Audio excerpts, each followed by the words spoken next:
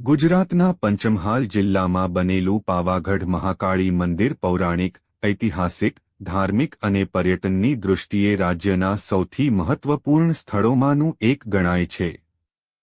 અહીં ખાસ વાત એ છે કે અહીં કાલી માની દક્ષિણમુખી મૂર્તિ છે, જે તાંત્રિક પૂજામાં ખૂબ જ મહત્વપૂર્ણ માનવામાં આવે છે. પાવાગઢના કાલી મંદિર સાથે ઘણા ઐતિહાસિક અને ધાર્મિક રહસ્યો જોડાયેલા છે, જે આ સ્થળને વધુ ખાસ બનાવે છે.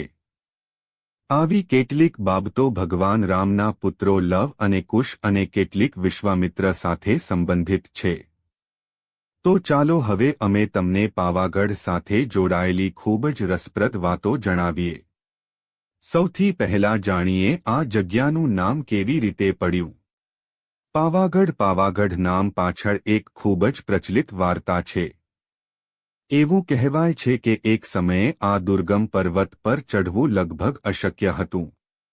ચારે બાજુથી ખાડાઓથી ઘેરાયેલા હોવાને કારણે અહીં પવનની ગતિ દરેક જગ્યાએ ખૂબ જ વધારે છે.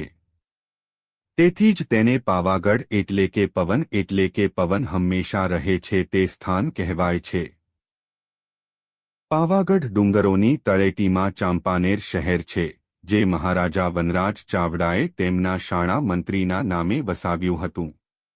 ચાંપાનેરથી પાવાગઢ ડુંગર શરૂ થાય છે. માચી હવેલી 1471 ફૂટની ઊંચાઈ પર છે.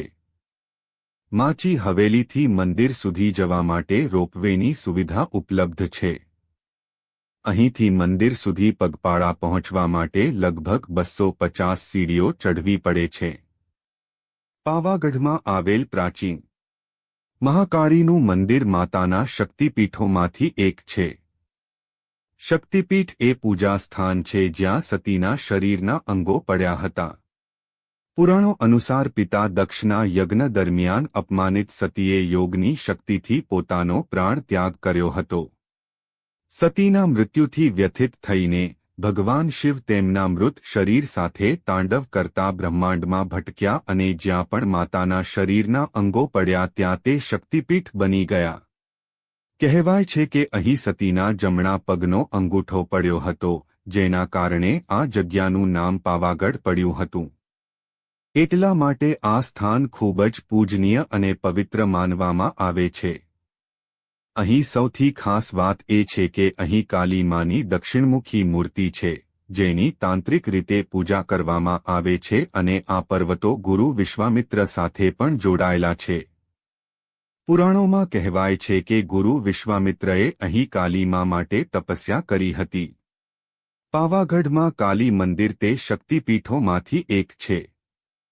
મહાન સંગીતકાર તાનસેનના સમકાલીન બિરજુ બાવરાના સંદર્ભમાં ઇતિહાસના પાનાઓમાં પાવાગઢનું નામ આવ્યું છે. કહેવાય છે કે આ મંદિર અયોધ્યાના રાજા ભગવાન શ્રી રામચંદ્રના સમયનું છે. એટલા માટે આ મંદિર એક સમયે શત્રુંજય મંદિર તરીકે ઓળખાતું હતું. અહીં માઘ માસના શુક્લ પક્ષમાં મેળો ભરાય છે. એવું માનવામાં આવે છે કે ભગવાન રામના પુત્રો લવ અને કુશ, ઘણા ઋષિઓ અને બૌદ્ધ સાધુઓએ અહીં મોક્ષ મેળવ્યો હતો. ગુરુ વિશ્વામિત્રએ અહીં મહાકાળીની મૂર્તિ સ્થાપિત કરી હતી. એવું માનવામાં આવે છે કે અહીં માતાનો જાગ્રત દરબાર યોજાય છે અને તેમની ઘણી દાસીઓ તેમના માટે કામ કરે છે. અહીં લોકોને સજા કરો.